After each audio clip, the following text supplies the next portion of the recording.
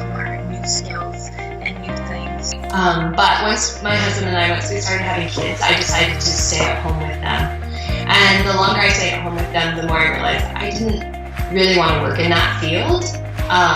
So I had fallen in love with graphic design. I decided to return to school because I wanted to get back out into the workforce. And I thought that the graphic design and interactive media program at DFS would be a great complement to kind of my current work field. I have 3 kids who are all in school now, so it will be nice to get out into the workforce again and just do something different and something a little bit more for me.